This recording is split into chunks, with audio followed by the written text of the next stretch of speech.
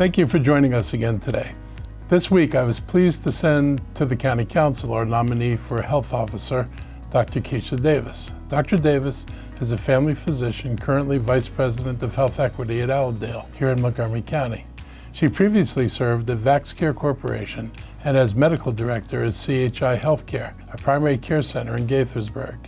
She's also been a White House Fellow and currently serves as the Vice Chair of the Medicaid and CHIP Payment and Access Commission.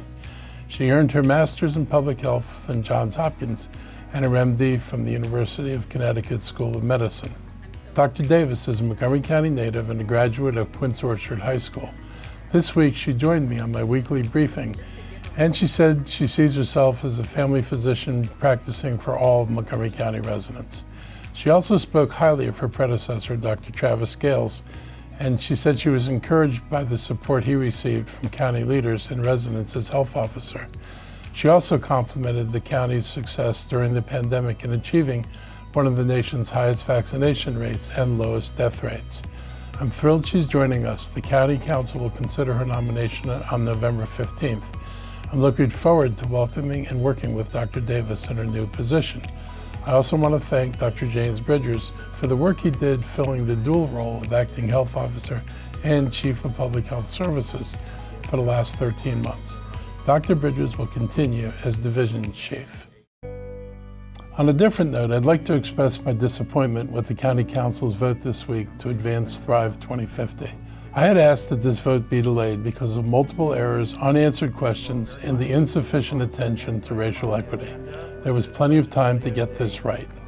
Some of the leading supporters of Thrive said that this had to be passed now in order to house the people who are coming here by 2050. That is simply not true.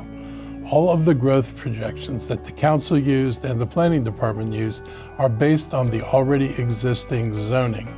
We've done more than 20 master plans in the last 16 years that have upzoned the county and created the zoning capacity for all of the future growth that has been projected. People have also been misled that Thrive is necessary for affordable housing. Sadly, it does very little, if anything, to help. We do have a serious affordable housing problem, but Thrive doesn't make a difference.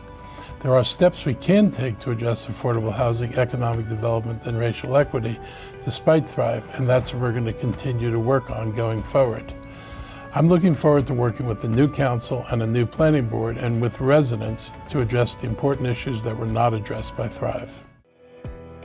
This week, I was excited to see Montgomery County Public Schools expand its electric bus fleet. It now has more electric buses than any public school system in the country, and those numbers will only continue to grow as we move forward. I want to thank the school district for adopting the county's climate goals and acting on them. Electric buses cost more until you figure in the tax price that our contractors are able to get, and then it becomes comparable to buying a diesel bus. And in the future, changing to electric buses will pay big dividends by reducing greenhouse gas emissions and by reducing use of fossil fuels and requiring fewer repairs. Students also deserve credit for holding school and county leaders accountable. We're creating the world they're going to inherit, and if we don't do the right thing, they're going to inherit an even bigger mess. This announcement comes just 1 week ahead of another important milestone. This coming Monday, we will open our Brookville Bus Depot, which is the new standard for sustainable public transportation. It will have its own energy source with solar panels serving a microgrid, eventually all electric fleet of ride-on buses. These are two great milestones in our climate plan. This week, I sent a $15 million supplemental appropriation request to the County Council to prepare the North Bethesda metro area for an exciting project with education research partners to bring an advanced computational research capability to the county. The money we'll spend on essential startup costs and operational needs will focus on virtual reality and artificial intelligence with a strong focus on life sciences and hospitality. We will have more details for you in the coming weeks. This week is the final week of October, and it gives us a chance to recognize Down Syndrome Awareness Month. It gives the public an opportunity to learn more about what makes the more than 400,000 Americans living with Down syndrome special. Down syndrome is the most common chromosomal disorder that children are born with. Treatment and introducing life skills early on goes a long way toward helping adults live on their own and enjoying a good quality of life. For almost 50 years, I've watched my own foster sons with Down syndrome become adults. They found the support and encouragement from our community to strive for independence. That's what we want as parents and as a community, for everyone that calls Montgomery County home to feel at home here. I'm thankful for the nonprofit organizations, businesses, and groups that help families like mine. It takes a lot of resources to provide support for those afflicted with Down syndrome. Many families don't have the money, education, or information to succeed. Support networks are critical. A few weeks ago, the Down Syndrome Network of Montgomery County held a celebration at Hadley Park in Potomac. The group facilitates social activities and provides support for new parents and those supporting adults with Down syndrome. I encourage you to recognize the important work done by groups like the Down Syndrome Network of Montgomery County and support them and anyone among your family or among your friends who are dealing with Down syndrome in their lives.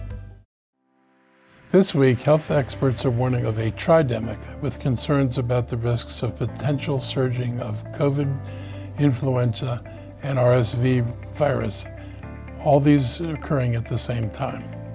Flu-like symptoms have been driving up visits to doctors' offices and hospitals nationwide, and in some areas of the country, the situation is alarming. Children's Hospital in the district is among several area facilities for kids that are at or near capacity already because of these respiratory illnesses. Health experts say that the rising cases at hospitals doesn't have much to do with COVID as you might think. They report that flu cases are up, as are cases of the common virus called RSV. With all three viruses in play, health experts say it makes sense that there would be a strain like this on some hospitals. As for COVID-19 this week, our current case and hospitalization rates remain low, and we want to keep them that way.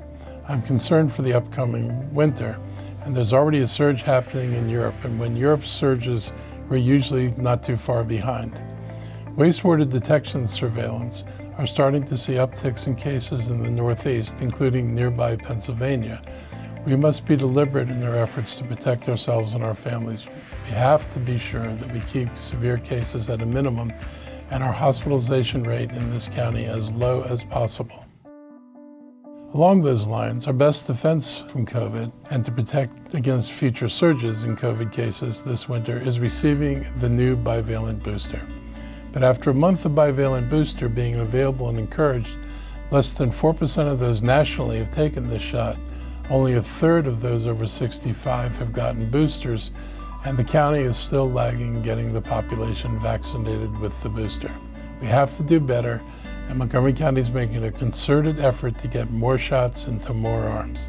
This Saturday, we'll be hosting our third Boosterama event at Westfield Wheaton Mall. I want to thank Westfield for their support of our outreach efforts and for offering 5 $50 certificates to be raffled off to those who are boosted. Please join us in Wheaton and help keep your family and community safe. Turning to monkeypox, or MPX, there's only been one new case reported in Montgomery County in the last 2 weeks. And this is great news, and it demonstrates our outreach and communication efforts are working. But we have to continue to vaccinate high-risk individuals. Hundreds of people have asked for and have now received the vaccine.